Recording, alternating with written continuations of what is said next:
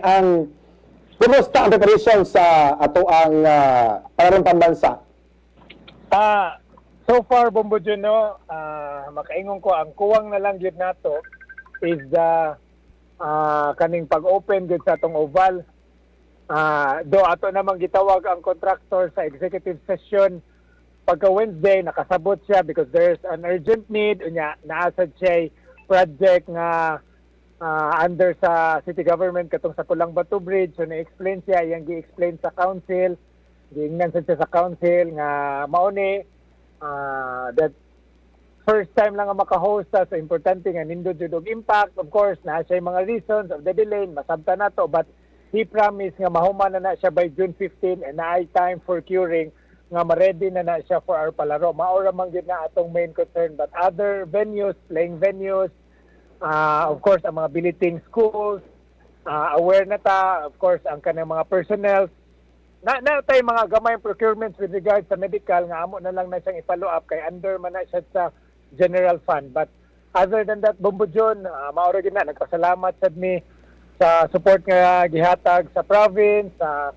of course ni Gov Gwen, sa Lapu-Lapu ug Mandawi, Bombo John. Actually naatay daghang event sa DepEd Bombo John nga naa sa Lapu-Lapu, naa sa Karkar ug naa sa Naga. Oo. O say ikasulti mo ani vice nga di ay mga ni comment nga overpriced kuno ang budget para sa palarong pambansa.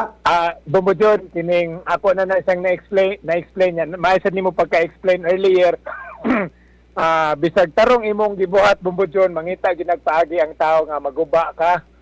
And gi-explain naman na nga of course sa among chat group and mao to ni decide si acting mayor nga suspend na ang mga procurement labi na katong gibention ni katong vlogger si Jason Montar. As I explained, Bombo John, from 21 million nahimo na siyang 18 million kaya ang supplier ana the same person nga nag-provide sa Portalets Portabats dito sa Marikina, Bombo John. Iyan ang ginaog kay kibaw sa nga daghang mubid. So kung imo nang i-convert, Bombo John, ang 18 million divided by the 478 units, i-divide pag yun na nimo of the number of days nga atong gamiton, mahog na siya 2,000 kapin per day, Bombo John. So mahog na siya barato kay ngano sila ang mo-install, sila ang mag-maintain na panaylaing ibutang diha sa Portalets Portabats, and also sila sa imo kuha na paliton. Pero imagine nimo, Bombo John, sa usa ka unit, I think there are 4 or 5 nga daghan nag Portalets Portabats. Unya dako kay na siya, Bombo John. I don't think we have storage facility tingali kung mo abang taog kanang diha sa Bigfoot o mabutangan to, but we need personnel to maintain, we need personnel to install. So kana, Bombo John, may kana pagka-check yun sa local school board nila Attorney Kim o sa procurement person dito kay sila man na gikan man na sa ilahang account kanya sila gina niadto mismo sa Marikina, Bombo John, para ilang mo check kay ngano kung ato pag yun nang i-fabricate, Bombo John, it would take time. And again, going back, dagko na sila 478 ato nang gamiton, ato alagi na, pero wa na tay kuwang atong tao to maintain that. So the best na yun is to rent. Kibawtas mga comment nila Byron Garcia, kibawtas uban diha na pagatoy usa ka post, Bombo John, nga Sunstar man tayo ito, Bombo John, kay of course siga tagmata daghang kag mga comments negative bagi-sense ako pero okay ra jud ko, Bombo John. Mao na nga wa mi time nga mutubag ang mo reply sa ilang mga comments, but thank you, Bombo John, kay imo kong gihatag opportunity nga maka-explain sa unsay gibuhat sa executive. Oo. Kasi nag-andam sa maong budget sa palarong pambansa. Unya, nang wala man kabalo si Acting Mayor Raymond Garcia sa procurement, buot man atong sabton nga wa ni moagi sa City Council ang procurement? Ani, Bombo John, general fund naa na diha. Sa general fund, mangutana ka kinsay gaanda man na, wala mi ana. Ang naana na DepEd man na siya, then naay gi-assign ang DepEd sa, like for example, for special events, mao ni nga budget. Kay ngano ang gusto ni Mayor Mike Rama, which ipadayon gihapon ni Acting Mayor, is 2 weeks before the event, Bombo John, ga-hype na ta.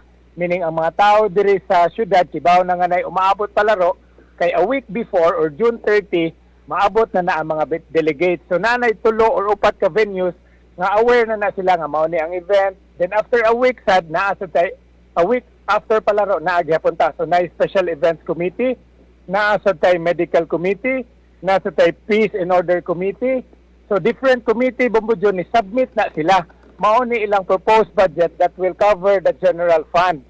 Then after niagi na siya sa kang vice bumbudyon ang wala din siya bumbudyon katong pag supplemental kay ako naman to ang nag-preside ato bumbudyon.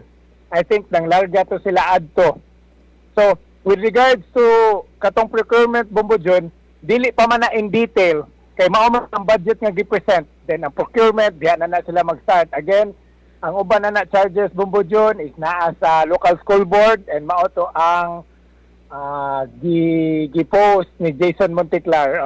So mao to bumbudyon. Okay. So, ang budget, niagi sa City Council, pero ang procurement, wala pa may bawi kung asa pa doon ang mga budget. Yes, bumbudyon. Mao di ay, no? Unya, kuan, pero ang tumbler, ngayon, yabot og 11 million ang tumbler. Mao lagi kung bura naman kung nag-headline bumbudyon, magbasa ka sa headline, bapang, suko din ka. Pero imong basahon ang details, diha ka makasabot. Sakto ba bumbudyon? Di ba? Kaya ang headline man good, mao man good na makuha sa tao. Ang tao, di ba mo palit og newspaper kung dili kay nindot, mga tabloid, di ba? Sikuan, nindot kay bang, pero basahon nila, mao, di ay, di ba? So, and any person bumudyo na kay giserve ng community para tanaw, grabe imong views, imo man ang isulti. Maaka na, pero basahon nimo ang detail, pareha sa katong pag-explain namo ni acting mayor, pagka Monday man to bumudyon, nga nibuto. Unya, pagkahapon dayon, ako din gipatawag si local school board chair namo, si Attorney Kim, ang DepEd represented by Ma'am Nympha Bongo and Sir Adolf Aguilar, and of course among Sportscom chair si Chairman Jed Pahis kay ngano naman sad mi didto mga procurement for sports equipment na palaro related gihapon. So, among gi-explain dito ni acting mayor nga mao ni gi-explain sa DepEd nga kanang acting mayor kining mao ni mga tumbler di man na 11 million, mahog na siya og 2.4 million kay mahog mag 200 ang budget dito for 12,000.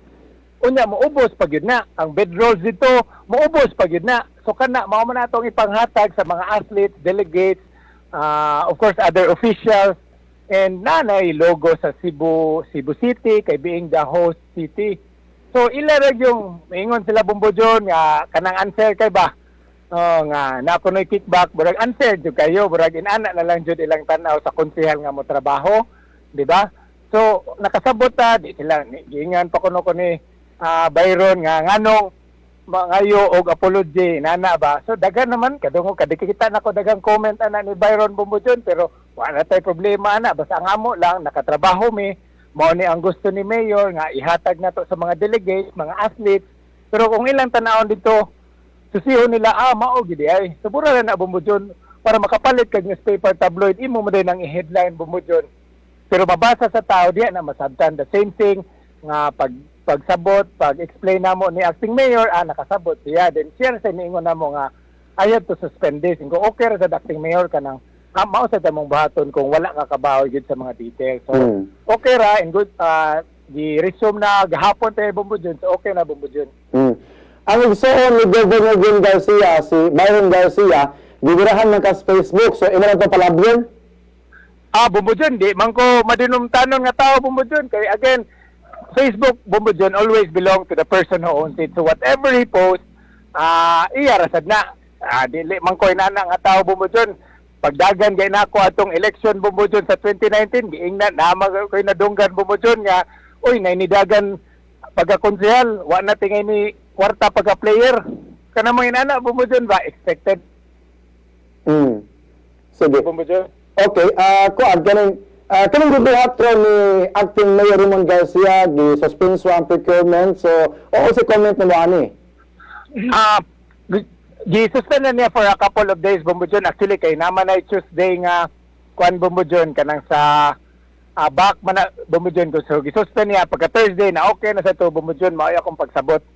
So of course due diligence na sa Bumbudyon mao na nakigmeet sa namo pag Monday afternoon then mao to. Then, but with regards to other works, padayon man tingay gihapon Bumbudyon. Tuloy ba, Konsehal, nga ang swimming pool sa Abiliana renovate unya 25 million ang budget? Sa Abiliana Bumbujon, Oo. di ko kakuan kung sa 20 million pero ang nakanindot ana sa Abiliana Bumbujon